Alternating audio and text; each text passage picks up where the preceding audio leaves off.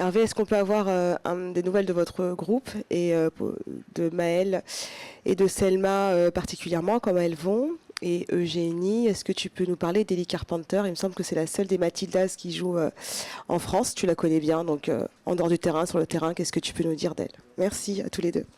Oui, Ellie Carpenter, qui est ma coéquipière en club à Lyon depuis maintenant quelques années, que je connais très bien, avec qui je m'entends très bien aussi.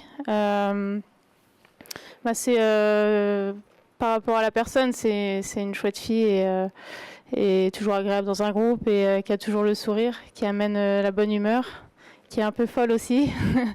Et après sur le terrain, c'est une joueuse qui fait beaucoup de courses, qui met beaucoup d'intensité, une joueuse qui va vite et puis qui est dans la percussion et qui aime bien se projeter vers l'avant. Alors la revue des troupes, tout le monde s'est entraîné hier. Donc tout le monde sera prêt pour ce match de demain.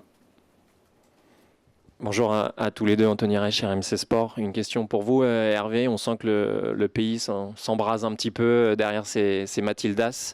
Vous allez être plus que jamais seul contre tous demain. Quel sentiment vous anime face à ce défi qui vous attend ici au Brisbane Stadium? On adore ça.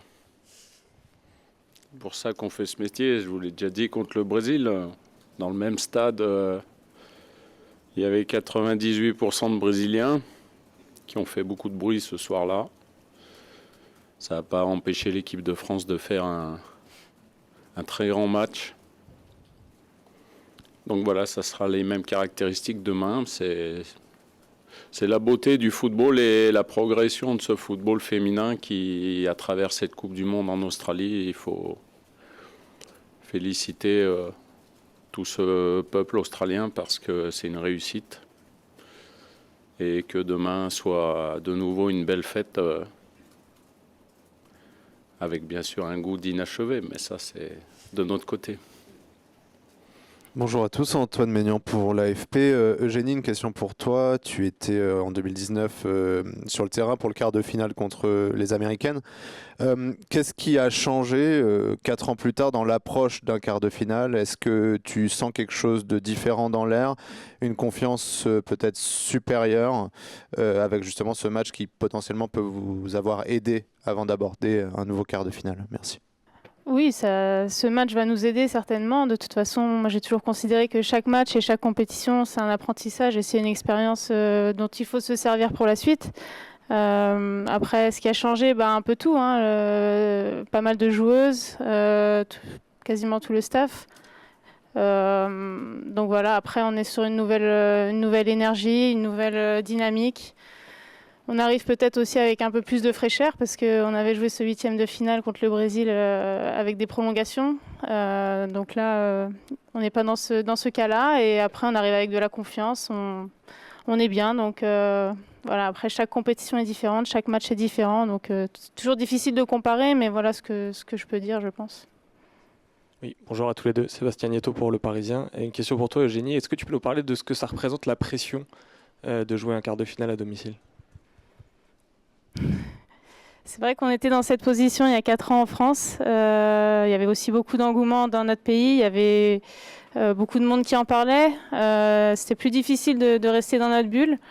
Donc je sais ce que ça fait d'être pays hôte et de jouer ce quart de finale. Après, tout peut se passer. Donc forcément que quand tu joues avec ton public, ça te pousse. Mais à l'inverse... jouer avec la pression et le fait que le stade va être contre nous, c'est aussi un challenge. Donc chacun il voit sa motivation comme il le peut. Mais la pression, j'ai envie de dire, on l'avait aussi en 8e de finale. On l'avait à la Coupe du Monde, il y a la pression dans tous les cas. Et quand tu prétends à de grandes choses, forcément tu as la pression. Mais c'est la pression aussi qui fait que ce sont des grands matchs et que tu te surpasses, que tu vis des émotions. Donc il faut se dire que c'est une bonne pression et comme l'a dit le coach, c'est des matchs qu'on a envie de jouer. C'est pour ça aussi qu'on joue au foot et c'est des moments magiques à vivre. Donc j'espère que la magie va continuer. Bonjour à tous les deux, Nathan Gourdol pour l'équipe. Coach, vous avez déjà parlé un petit peu du style de l'Australie. Il y a une joueuse en Australie, je ne sais pas si vous la connaissez, qui s'appelle Sam Kerr. Est-ce que vous attendez à ce qu'elle débute? Et plus largement, est-ce que vous avez préparé un plan contre elle si jamais elle venait à jouer? Parce que c'est vrai qu'elle attire beaucoup l'attention. À la date d'aujourd'hui, je connais toutes les joueuses de l'Australie, pas seulement celles que vous avez citées. Et puis savoir si elle va jouer ou pas, quelque part, c'est pas mon souci, c'est le coach qui prendra sa décision. Elles ont une association offensive jusqu'à présent qui fonctionne bien, avec des joueuses de grande qualité, donc c'est un problème de riche, on va dire. Donc c'est toujours mieux d'avoir de très bonnes attaquantes. C'est notre cas aussi, donc on n'a pas. J'échangerai pas mes attaquantes contre les leurs. Bonjour à tous, Marcelo Corrège, Télé Globo du Brésil. Et ce sont deux questions pour coach Hervé Renard. C'est sur ce qu'on a vu jusqu'à ici dans la Coupe du Monde, le changement d'attitude de l'équipe française depuis le match contre le Brésil. Beaucoup d'efficacité, les résultats aussi. Je voudrais savoir s'il a quelque chose qui s'est passé après ces matchs-là pour que l'équipe française joue comme ça. Et pour Eugénie, votre avis aussi sur Sam Kerr, qui est un attaquant super fort comme toi au niveau mondial. Vas-y. Oui, et concernant Sam Kerr, c'est sûr que c'est une grande joueuse. C'est une joueuse qui marque beaucoup de buts, qui sait faire des différences. Après, j'ai jamais eu tendance à me focaliser sur une seule joueuse et cette équipe d'Australie a aussi d'autres forces, donc à nous d'être vigilantes sur ça. Mais bien sûr que c'est une joueuse qui fait partie des meilleures du monde. Le match contre le Brésil, c'était le premier grand rendez-vous de la Coupe du Monde. On s'était préparé de telle sorte pour être au pic de notre forme pour ce deuxième match de la compétition. J'ai la chance d'avoir un staff qui fait un travail remarquable depuis aujourd'hui 52 jours qu'on est ensemble. Et la planification qui a été menée fait qu'aujourd'hui on est de mieux en mieux et dans de meilleures conditions athlétiques. Forcément, moralement, les joueuses sont mieux, plus en confiance. Mais je l'ai dit pour une interview juste avant cette conférence de presse. C'était nous ou le Brésil. Et ce match, c'était un match capital. Le fait que le Brésil soit éliminé de ce premier tour, ça ne reflète pas leur qualité parce que c'est une grande équipe, sincèrement. On a buté tous les deux équipes contre la Jamaïque avec leur puissance athlétique. Donc c'est regrettable que le Brésil ne soit pas là, mais ça se joue à tellement peu de choses, le football, que ce jour-là... les joueuses ont bien négocié ce match, ont su réagir au bon moment et c'est ce qui fait qu'on est présent pour ces quarts de finale. Bonjour, une question pour Eugénie. Est-ce que cet adversaire, l'Australie, est l'adversaire le plus physique, le plus athlétique que vous ayez joué et à quel type de combat vous vous attendez pour ce match ? Non, je pense pas. Ça fait partie des équipes les plus athlétiques. Après, de dire que c'est l'équipe la plus athlétique, on verra. De toute façon, le match de demain n'est pas encore joué. Après, sur ce qu'on a vu, oui, c'est une équipe qui met beaucoup d'impact physique et qui a de grosses qualités athlétiques. Maintenant, on a, comme l'a dit le coach, on a joué la Jamaïque qui était aussi dans ces caractéristiques-là. Et il y a de plus en plus d'équipes qui sont prêtes physiquement et qui peuvent aussi nous embêter sur ce point-là. Maintenant, nous... on a aussi du répondant et on va essayer de contrer ces qualités qu'elles ont, elles, avec d'autres choses. Bonjour à tous les deux, Julien Laurence d'ESPN. La même question pour tous les deux. Le groupe vit très bien, il y a beaucoup d'unité. Vous en avez beaucoup parlé, coach notamment. C'est quoi la méthode Renard pour faire en si peu de temps finalement un groupe aussi uni, aussi soudé? Pareil pour toi, Eugé, si tu peux répondre. Et peut-être une anecdote, je sais pas moi, un concours de pelote que vous organisez tous les mardis soirs, je sais pas. Mais est-ce qu'il y a quelque chose en particulier, peut-être plus pour toi, Eugé, mais tu retiendrais justement la méthode Renard pour la bonne ambiance dans le groupe? Je vais y aller. J'ai une réponse. On fait des puzzles, c'est ça. Voilà. Non, il n'y a pas de choses en particulier. Après, on vit une compétition ensemble. On sait qu'il faut être ensemble pour aller loin. Et les équipes qui ont gagné, que ce soit chez les filles ou les garçons, il y avait cette unité. Donc à partir de là, on a envie d'avancer ensemble. Et ça fonctionne très bien pour l'instant. Donc voilà, on est en train de vivre de belles choses et on veut que ça continue. Il n'y a pas de méthode, il y a le fait d'être bien entouré. Je pense qu'on est une quarantaine de personnes. Et la seule personne dont on parle, c'est moi, à chaque fois.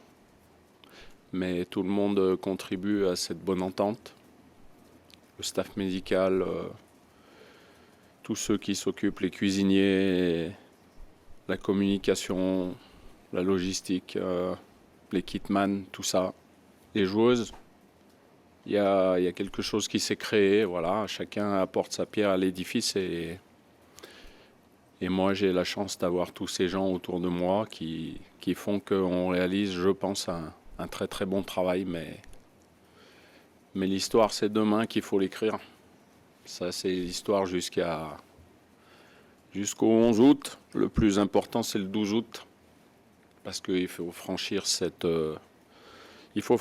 palier pour aller battre la meilleure performance d'une équipe de France dans une Coupe du Monde. Hi, Lakin Littman with Fox Sports in the U.S. Hervé, this is for you. I guess we don't really know how Sam Kerr will be used tomorrow, if he's going to build up her minutes, but how does your game plan change, if at all, whether she's on the field or not? Even if she's on the field, I think it won't change the style of playing of this Australian team. Of course, the characteristic of the striker will be different, but they like to wait for the opponent. They like the transition, to be fast behind the defense. So they have some very good players to use this system. We are aware about everything. We know they are a very good team with a fantastic support, but we have I have a full confidence on my squad, on my team, because our goal is to reach the last 4 teams in this tournament. So we don't have so many options. We only have one option tomorrow. Hi, Manny Jasmi from BBC World Service. Hervé, question for you. You've won major international tournaments in the past in men's football. What have you taken from those experiences and the way that you managed that success? And what are you telling your players now that it's knockout? How have those experiences helped you in this tournament? I think in sport, in general, you need to have a confidence on yourself. Of course, when you are an average team, you can't go to the World Cup and talk to everybody and say we want to be champion of the world. You always have to be realistic, but today I'm with one of the best women football team in the world, so I just want them to have more confidence on themselves. Our team spirit, and since we start the first day together, our team spirit is the most important. Whoever will be on the field tomorrow, maybe one of the players of this squad will come for the last 5 minutes and will score a beautiful goal to reach the next stage. So the unity, don't fear about anybody, respect all the opponents, but don't fear about anybody, because they have the quality to do a fantastic tournament. And I'm sure now they realize how they can do. So I have a confidence on them. I think they have a confidence on the staff. So this is the most important to go forward. Hi, Tracy Holmes, ABC. I'm sorry I don't speak French. The question is for both of you. At this point, it seems like any team can win any game. So does it come down to who handles the mental pressure and the mind games better than the other? C'est vrai que, comme vous l'avez dit, chaque équipe de ce tournoi a joué sa carte à fond et on a vu des matchs surprenants, des équipes surprenantes. Aujourd'hui, je pense que ce qui peut faire la différence, oui, forcément, c'est l'expérience dans un premier temps et puis le mental complètement. De toute façon, dans une grande compétition, on ne peut pas aller au bout si mentalement on n'est pas fort et qu'on n'est pas prêt à faire face à toutes les situations. Donc on verra, on est encore trop tôt dans le tournoi pour le savoir, mais en tout cas, nous, mentalement, on est prêtes, on sait ce qu'on veut et ça va être important de l'être demain. I think now all the team are very determined. But in this kind of game, the most important is the concentration. Because one action and you can go home or you can go forward. So the experience, the self-control and the concentration are also very important to manage this kind of game. Bonjour, Stéphane Hyper, France Télévisions. Une question pour Eugénie. Les Australiens disent clairement que c'est le match le plus important de l'histoire des Matildas.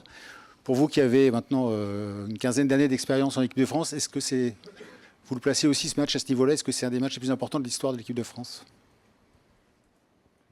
Je pense qu'on n'est pas tout à fait dans la même situation que l'Australie, mais elles disent aussi ça parce qu'elles n'ont jamais été dans le dernier carré, je crois.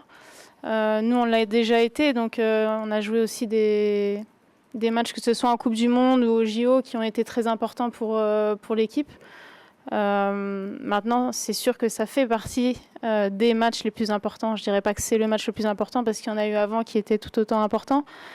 Mais aujourd'hui et par rapport aux objectifs, au futur, aujourd'hui on est à un tournant et ce match est très important pour nous. Bonjour à tous les deux, Ludo Dorouin, Canal+, Info Sport+. Ça prolonge un petit peu les questions précédentes. À quel point vous êtes en mission, Eugénie? Et vous, Hervé, qu'est-ce qui vous fait dire, qu'est-ce que vous pouvez nous dire, à vous qui vivez avec les joueuses, nous dire qu'elles sont en mission et voilà, qu'elles vont aller au bout? Merci. À quel point on est en mission? Tout simplement parce qu'on a des objectifs élevés, on veut aller dans ce dernier carré. Ça fait longtemps qu'on fait partie des meilleures équipes du monde, qu'on est dans les top 4, top 5 au niveau mondial, mais qu'on n'a toujours rien gagné et qu'on n'a toujours pas de médaille. Donc voilà pourquoi c'est important. Aujourd'hui, on veut aussi marquer cette histoire du football féminin. On veut que cette équipe soit à la hauteur de ses ambitions. On veut ramener quelque chose pour notre pays et c'est pour ça que c'est important. Donc on veut faire de grandes choses. Je pense que les objectifs ont été clairs depuis le mois d'avril en ce qui concerne le nouveau staff. Je suppose que ça aurait été les mêmes objectifs avec un autre staff. Donc tout est clair depuis de longues semaines. Donc on sait ô combien le match de demain est capital pour réussir ce challenge. Et comme on aime bien les challenges, on est heureux d'être ici pour le relever. Hervé, Vince Regari from the Sydney Morning Herald. You've made a big effort to use as many players in your squad as possible, it seems like. The minutes have been spread throughout the squad. Australia is the opposite. They've used the lowest number of players and the lowest number of minutes for substitutions. At this point in the tournament, do you think that will make a big difference? Yes, it can be a difference at the end of the game for the last 20, 15 minutes. You never know. We'll see what's happened tomorrow, but it was also our games. I was able to do this because against Panama we were almost qualified, because we did very well against Brazil. And it was important for some ladies from the squad to participate because every day they are making a lot of effort to be in the first 11, and it's not easy to spend your time on the bench for so many games, even if all of them will be happy if the French national team is going very far. But in terms of team spirit, I think it's very important. And I always repeat, you can have a big part of this tournament even in a few minutes. In football, there is so many stories like this, so it's very important for them to stay focused and concentrate.